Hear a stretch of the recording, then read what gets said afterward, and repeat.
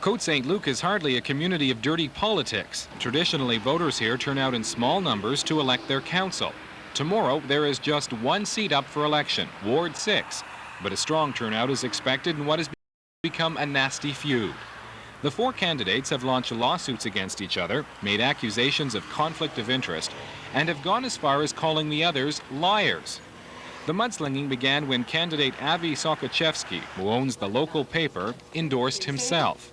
His opponent's alleged coverage has been one-sided, a charge the Suburban publisher denies. Not one negative item was published in the Suburban about any of my opponents. So anybody who's saying we were unfair, I challenge them to show me one item that was negative about one of my opponents in the Suburban.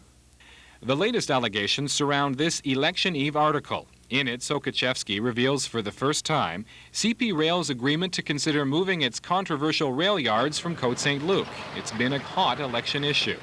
But one of his opponents, Glenn Nashen, says the story just isn't true. I contacted CP Rail myself. No such deal was ever reached, and in fact they told me that this story was full of a number of errors, mistruths. Another story 2 weeks ago on the CP rail yards provoked CP to request a retraction. But this letter was never printed in Sokochevsky's paper.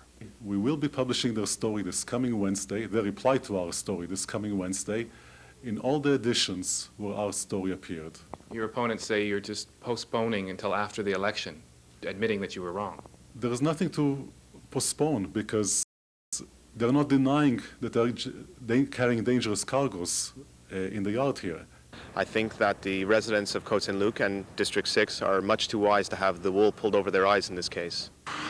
At least one of the two other candidates has put in his 2 cents worth of allegations, but both were not available for comment today. If nothing else, it has turned a routine by-election into a down and dirty election fight. One the 2,400 voters eligible in Cote Saint-Luc Ward 6 will have to decide on tomorrow. Leslie Roberts, Pulse News.